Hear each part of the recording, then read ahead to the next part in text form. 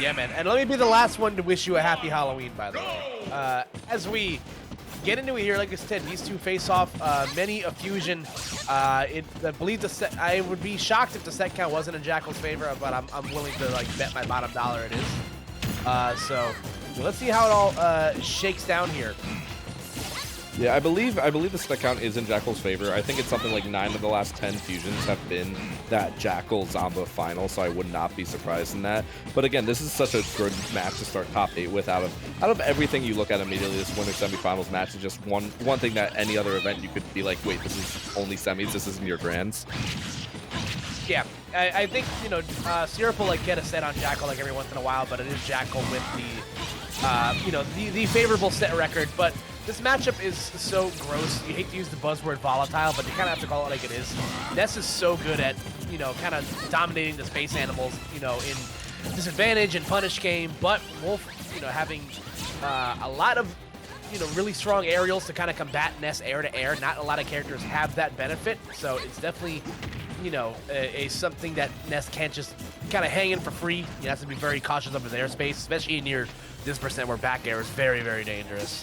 And you talk about Ness being able to dominate a lot of the spacies, and you immediately look at Wolf, the most restricted spacey when it comes to aerial movement, at least, and you immediately take away one option, or at least really put down one option. A great kill right there coming out from Jakal. One option of recovery from Jakal, as that stuff like the yo-yo is just going to hang off stage and going to really limit how Jakal is able to get back to stage. But as of right now, Jakal, I say that with the dash tag, doing a really good job of staying on stage, but we're back to even now going into the second stock for both players. Yep, again, that's what you look for if you're Syrup. You're trying to cut the deficit as quickly as you can. Don't let the lead snowball, because especially at low percent, Wolf is very, very dangerous. He's dangerous at most percents, but at low percent, being able to combo grab almost out of essentially all of his aerials, it makes him incredibly dangerous. Now you're going to see where things can get really dangerous for Ness without any resources, you know, forced to kind of punch his way back down to the ground, and Jakal just going to, you know, smartly kind of skate out of the way, you know, play with some very cleverly placed aerials. So far, this game has been all Jakal stage control. Jakal's done a great job of, even when getting the percent racked up on him, not really getting off stage as much as constantly getting on stage, just constantly keeping the pressure on Syrup as much as possible, and has really played to his benefits here as that forward tilt almost kills there. 168% now on Syrup, and that little short hop neutral air will take it. Yeah, I was going to say Syrup definitely set himself up to be killed by that, you know, a high air dodge past the ledge, because he was kind of just sitting up in no man's land without any resources left. But, you know, Jakal not going to let that escape by him, still going to get the kill anyway. And now up big right now. You know, again, this is where, you know, if you're Ness, obviously, you know, you have to be a little bit mindful of the percentage, especially with, you know, your weight and how Jakal's been able to kind of melt away these stocks at a pretty reasonable percent. But like you mentioned, Drex, the yo-yo being such a thorn in the side of characters with linear recoveries. Yeah, you immediately, again, you take someone like Wolf, whose recovery is already so limited, and you immediately say, like, one of your options is almost null and void in a way that makes it so difficult for a character like Wolf. But luckily, Jakal able to make it back, continue to put this damage on, and a lot of these confirms and a lot of these setups that we usually see Syrup being able to get on most players, Jakal has not really fallen into. Like, Syrup has racked up this damage over time, 106 right now on Jakal, but again, like, nothing really has been playing completely into play for Syrup here. And 130, 150 now with that back throw, and this might spell the end in a minute here for Syrup unless he pulls something out here. Yep, back throw going to be fresh after all those pummels, and it'll be enough. So again, you know, where the offstage might not necessarily be a great place for Jakal, you know, as we mentioned, and even then, despite all we said about Ness being able to really harbor those linear recoveries, Jakal really didn't, you know, get affected by that almost at all, outside of that one exchange ran to recover low. But you know, you see where the matchup is won and lost for Ness. You know, in advantage state, you know, Syrup's punish game and his ability to rack up damage is great.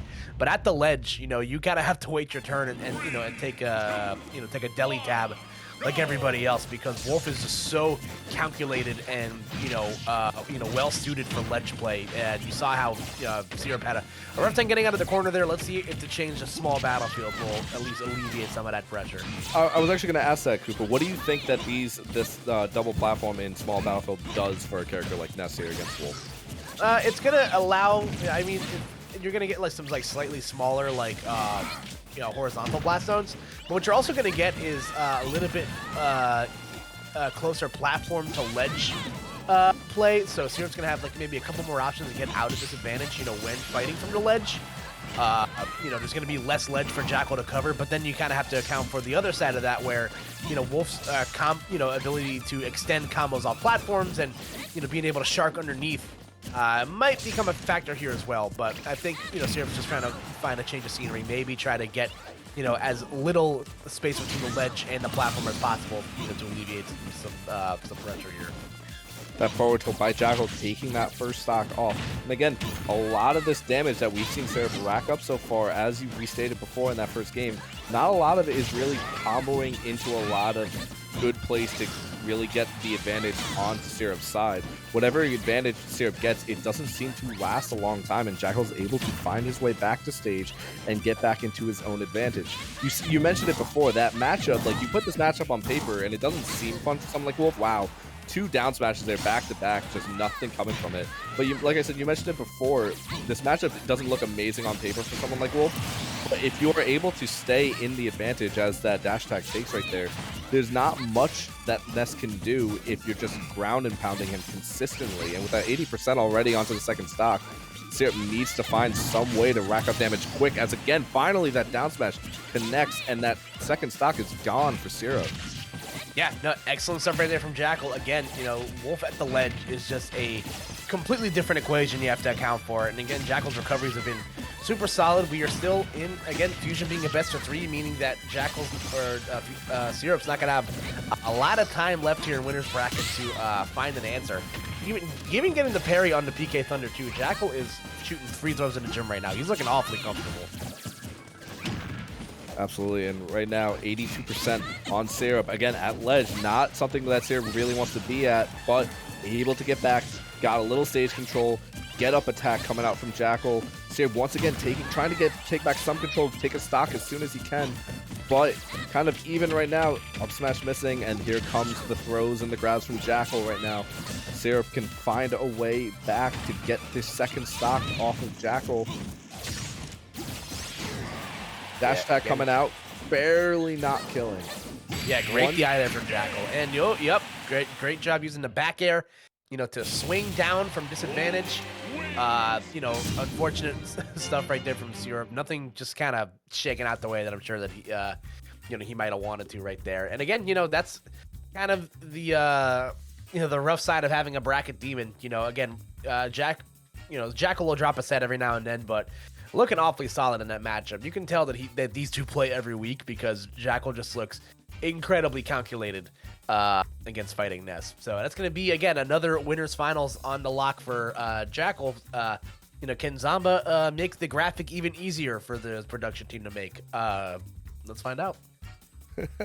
I mean, again, like I said, I think it's something like, what is it? I think it's like 8 of the last 10 or 9 of the last 10 fusions have all been that kind of that Zamba versus Jakal grand finals, with like one exception, and it's just been it's been a war these past couple months really for this tournament, and it's been something that like there's not been a true like one-sided. I would say like there's one over the other in terms of the results, but it's never been like completely one-sided. They're constantly trading these wins. Yeah, no, for sure. Both these guys taking the necessary adjustments on each other. Jakal for a while was dropping a few sets, but then, he'll get a couple back, whether at Fusion or at another tournament. These two are constantly in the top 3, top 2 of a lot of the tournaments in the area. So no surprise to see them both in prime position to do so this week. Zamba's going to have to, get through a dance with Mercury